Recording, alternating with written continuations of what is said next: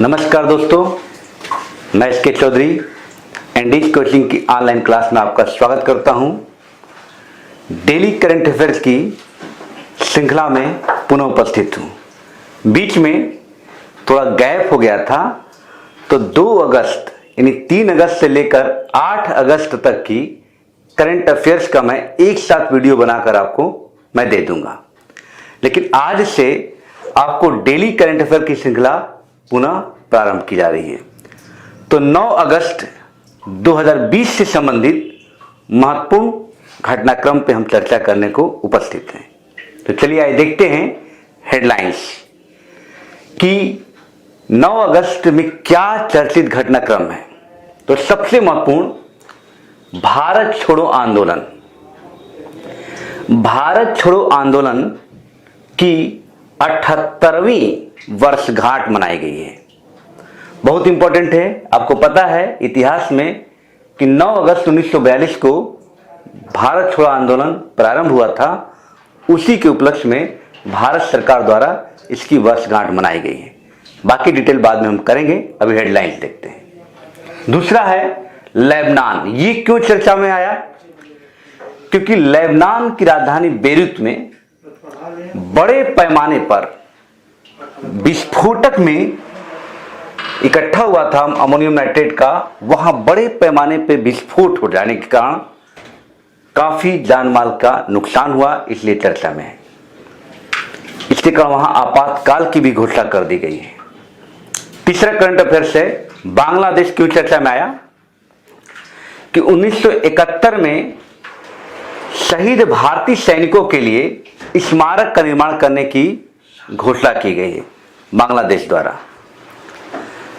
Next है amazing Ayodhya. बहुत important है, ये कहीं ना कहीं एग्जाम में जरूर आने वाला है, क्योंकि अयोध्या का मामला चल रहा। तो अमेजिंग अयोध्या नामक एक पुस्तक काफी चर्चा में है, जिसे नीना राय ने लिखा है और इसकी फरवरी में लॉन्चिंग होने वाली है।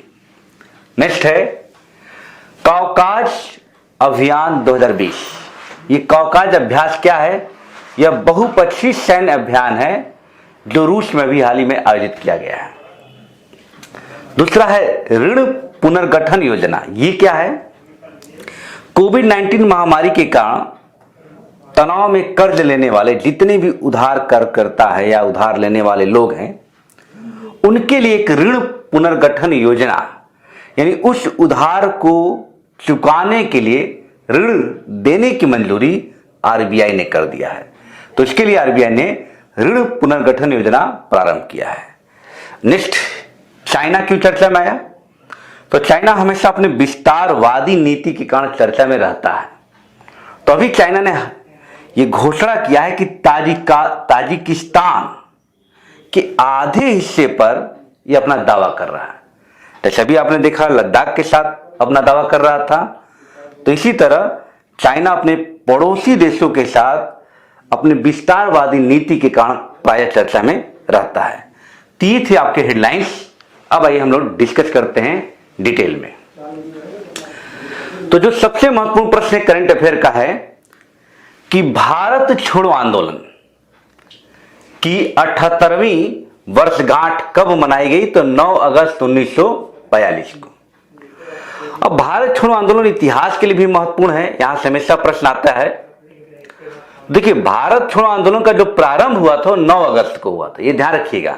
8 अगस्त को रूपरेखा बनती है, 9 अगस्त को प्रारंभ होता है और प्रारंभ होते ही 9 अगस्त को ही ऑपरेशन जीरो आवर के तहत महत्वपूर्ण जितने भी नेता थे उनको गिरफ्तार कर लिया जाता है।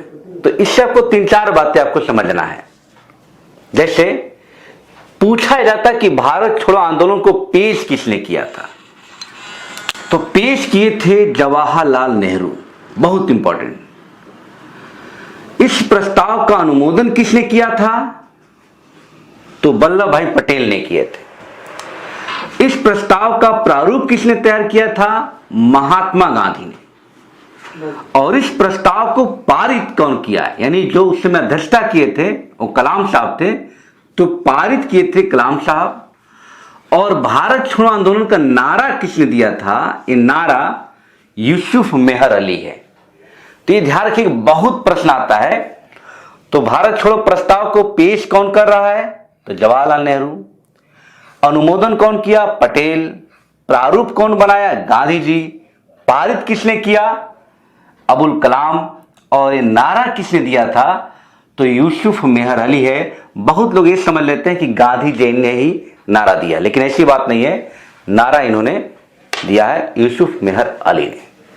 तो आपको मैं इसी से रिलेटेड था, इसलिए आपको बता दिया गया। लेकिन करंट का जो प्रश्न है कि 9 अगस्त को भारत छोड़ो आंदोलन प्रारंभ हुआ था, उसकी 78वीं, ऐसे पूछेगा कि हाल ही में 9 अगस्त को 2020 को कौन वर्षगांठ मनाई गई, तो अगर आपको डेट याद है तो घटा के भी जान सकते हैं, और नहीं अगर याद करते हैं तो आप याद रखिएगा इस समय 78वीं वर्षगांठ मनाई गई है।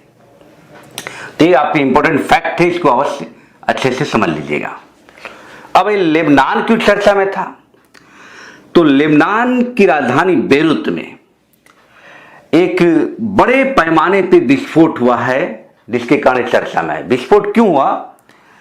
कि अमोनियम नाइट्रेट, ये विस्फोटक पदार्थ है, इसको एक जगह इकट्ठा किया गया था, रखा गया था, और उसमें अचानक विस्फोट होने के कारण वहां पे काफी ज्यादा लोगों की मृत्यु हुई, डेथ हुई, और काफी बिल्डिंगों को नुकसान भी पहुंचा। और इसी वजह से बेरूत में आपातकाल की घोषणा किया गया। तो ध्यान दीजिएगा, कोई आतंकवादी घटना के वजह से विस्फोट नहीं हुआ, ये रखा गया था विस्फोटक, और लापरवाही से इस विस्फोटक में विस्फोट हो गया। तो सवाल ये बन सकता है कि लेबनान में जो बड़े पैमाने पे विस्फोट हुआ वो किस विस्फोटक के कारण हुआ? तो आपको याद रखना है अमोनियम नाइट्रेट के कारण। या पूछा यह भी जा सकता है कि लेबनान में अभी हाल ही में आपातकाल की घोषणा किस वजह से की गई? तो वहां बड़े पैमाने पे जो विस्फोटक रखे गए थे उसमें विस्फोट होने के कारण। और लेबनान की राजधानी क्या है? बेरूत है। तीसरा, बांग्लादेश क्यों चर्चा में है? तो आपको पता है कि 1971 में भारतीय सैनिकों ने भी बांग्लादेश की मुक्ति वाहिनी सेना के साथ मिलकर संघर्ष किया था। तो उन्हीं की शहादत में, यानी भारतीय सैनिकों के शहादत में, वहां पे एक स्मारक का निर्माण करने की घोषणा किया है बांग्लादेश की सरकार ने। ये पूछा जा सकता है कि भी हाल ही में कहां पे 1971 में शहीद भारतीय सैनिकों के लिए स्मारक निर्माण करने की घोषणा की गई है? तो बांग्लादेश में की गई है, और बांग्लादेश की सरकार द्वारा की गई है। अब आइए, बहुत इंपॉर्टेंट, इसको अवश्य समझ लीजिए। अमेजिंग अयोध्या एक पुस्तक है जो नीना राय द्वारा लिखा गया है। इस पुस्तक में अयोध्या के बारे में सभी जानकारियां उपलब्ध कराई गई है, और अयोध्या क्यों चर्चा में रहा, अयोध्या मंदिर में क्या क्या बात हुई है, किस तरह सुप्रीम कोर्ट के द्वारा उस पर निर्णय आया, सारी जानकारी इस पुस्तक में है। और लेकिन इस पुस्तक की लॉन्चिंग जो है वो नवंबर में होगी। तो ये आपको ध्यान में रखना है। चर्चित पुस्तक डायरेक्ट ऐसे आएगा कि अमेजिंग अयोध्या किसके द्वारा लिखा गया? तो नीना राय। अब आइए नेक्स्ट, काउकाज 2020 अभ्यास। ये क्या है? यह एक बहुपक्षीय सैन्य अभ्यास है। अब देखिए, एक तरह से ये चाइना के लिए दिखाया जा रहा है कि भाई देखिए, एक हम ऐसा बहुपक्षीय सैन्य अभ्यास बना रहे हैं, तो यहां हर देश अपनी ताकत को प्रदर्शित करता है। तो ये एक बहुत बड़ा अभियान है, इसमें लगभग 18 से अधिक देश शामिल है, भारत भी इसमें शामिल है। और इसका आयोजन कहां किया गया? रूस में। तो सवाल यही बनेगा कि काउकाज क्या है? तो आप बताइएगा। यह एक बहुपक्षीय सैन्य अभियान है। तो इसका आयोजन कहां किया गया? तो रूस में किया गया। और इसमें कितने देश शामिल है? तो लगभग 18 से अधिक देश इसमें शामिल है, और भारत भी इसमें भागीदारी निभाया है। नेक्स्ट आज छठा प्रश्न है, ऋण पुनर्गठन योजना। ये क्या है? वास्तव में देखिए, क्या कोविड-19 महामारी के कारण बहुत से लोग बेरोजगार हो गए हैं। तो उस बेरोजगारी में अपना दैनिक खर्च चलाने के लिए लोगों ने कर्ज ले लिया। अब उस कर्ज की वो भरपाई नहीं कर पा रहे हैं। तो ऐसी स्थिति में आरबीआई ने क्या किया है कि जो कोविड-19 महामारी के कारण तनाव में कर्ज लेने वाले जितने भी ऋणी हैं उनके लिए एक ऋण पुनर्गठन योजना की मंजूरी आरबीआई ने दिया है और इस पुनर्गठन योजना के तहत उनको ऋण चुकाने के लिए ऋण दिया जाएगा बहुत कम ब्याज पे। तो ये एक अच्छी पहल है आरबीआई द्वारा, तो ये आपको ध्यान में रखना है। सवाल ऐसे आएगा, अभी हाल ही में आरबीआई ने कोविड-19 महामारी के कारण कर्ज लेने वाले जितने भी ऋणी हैं उनके लिए कौन सी योजना बनाई है? तो ऋण पुनर्गठन योजना। लास्ट सवाल है, चाइना क्यों चर्चा में है? तो आप जानते ही हैं कि चाइना अपने विस्तारवादी नीति के कारण प्राय चर्चा में रहता है और इसने अभी हाल ही में ताजिकिस्तान के आधे हिस्से पर अपना दावा किया है। ताजिकिस्तान की राजधानी है दुशानबे, इसको आप जानते रहे। तो ये थे आपके आज के महत्वपूर्ण करंट अफेयर्स। अब एक लाइन में हेडलाइन याद रखिए, भारत छोड़ो आंदोलन के भी हाल ही में कौमी वर्षगांठ मनाई गई 78। लेबनान क्यों चर्चा में रहा? बड़े पैमाने पर रखे विस्फोटक में विस्फोट होने के कारण। बांग्लादेश क्यों चर्चा में रहा?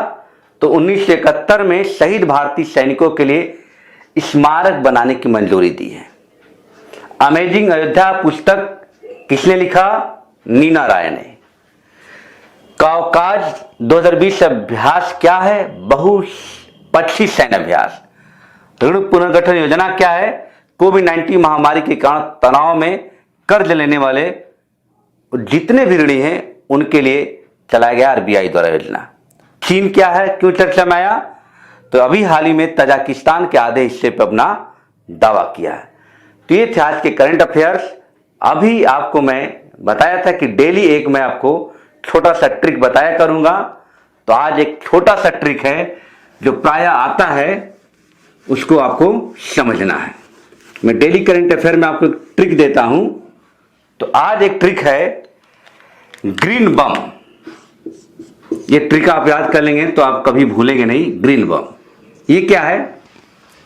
विश्व के सबसे बड़े द्वीपों का क्रम है, द्वीपों का।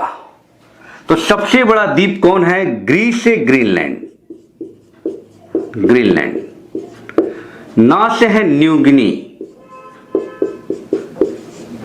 बा से है बोर्नियो, अम्मा से है मेडागास्कर। अब आप कभी नहीं भूलेंगे कि विश्व का सबसे बड़े द्वीपों के 4 द्वीपों के मैंने क्रम लिखा दिया, ग्रीन बम। तो जब भी द्वीप की बात आएगी ग्रीन बम याद कीजिएगा। और ग्रीस से क्या समझे? ग्रीनलैंड, यानी सबसे बड़ा द्वीप कौन है विश्व का? ग्रीनलैंड। दूसरे क्रम पे कौन है? न्यू गिनी, यानी से न्यू गिनी। अब बस से क्या समझिएगा? बोर्नियो, ये तीसरा सबसे बड़ा द्वीप है। अम्मा से मेडागास्कर, ये क्या हो जाएगा? चौथा बड़ा द्वीप है। तो ये आज का एक ट्रिक था। कल फिर हम 10 अगस्त के करंट अफेयर के साथ उपस्थित होंगे और एक नए ट्रिक के साथ। तो वीडियो को लाइक कीजिए, शेयर कीजिए और सब्सक्राइब कीजिए। Thank you.